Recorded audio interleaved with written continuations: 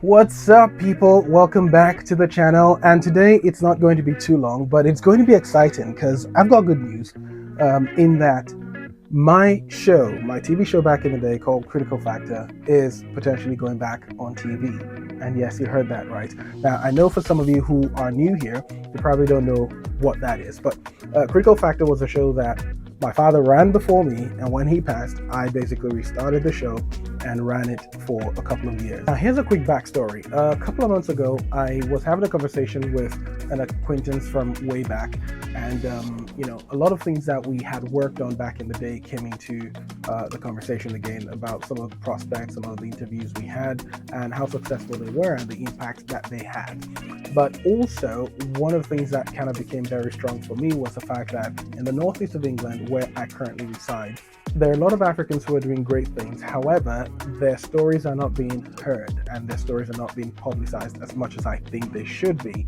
And that is only a microcosm of the larger African population in the UK and by extension across the world. The African diaspora is made up of amazing, talented people who, unfortunately, many tend to leave the shores of Nigeria or the continent as a whole, end up in other parts of the world, and somehow the greatness that they had in them kind of gets suppressed because they are trying to fit into a new society and they're kind of trying to make ends meet and figure life out. And for many, they tend to forget that the greatness is inside of you. The sad reality is that many Africans tend to forget that they are great because they live in societies that are constantly telling them they are not. And I started to ask myself, what am I going to do about it? I know there are a lot of people who are, in the forefront at this point who are creating content that encourage, African enterprise or that try to celebrate African excellence, but I don't think there's enough of it. And to that effect, I thought, you know what? Why don't you get back there and start doing that?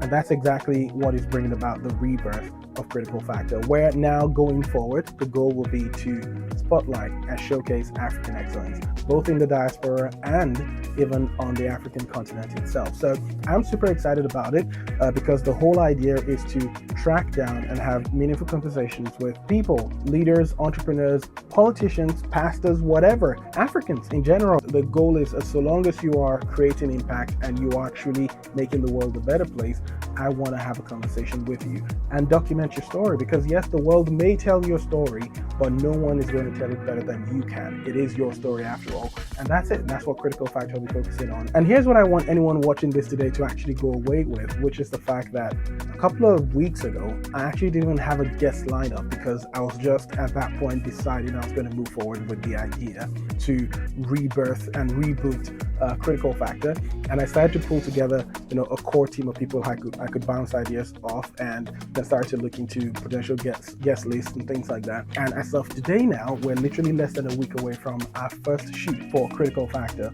And why that's important is that if you have ideas of things you want to do, there's not a perfect time, and it will not materialize if you do not take the very first step. So the first step is what's important. The moment you have an idea, do all you can to get it off the ground and get that ball rolling, because once you do, momentum will build as you move. So that's the plan. Over the next couple of weeks and months, we will be documenting and interviewing lots of Africans who are doing amazing things across the world, and I will be keeping you guys posted on where that will be distributed. I'm currently working on partnerships with TV stations in Nigeria and in other parts of Africa who may be willing to broadcast it, and of course we will still be using YouTube as a primary distribution channel, but then of course for anyone who's watching, if you have contacts or if you have platforms that you think would be great to put it on, would love to hear from you. And if you know people as well who would be great to speak to, in the UK or anywhere, to be honest, we would love to have a word with them. So please feel free to drop a comment or drop an email. But yeah, that's it for today. It's not going to be a lengthy one. I just wanted to make that update because I am super excited about it, and a lot of work is going into preparing for the first set of interviews. And yes, I can't wait to let you guys meet the guests and who they will be and how this whole thing will evolve. But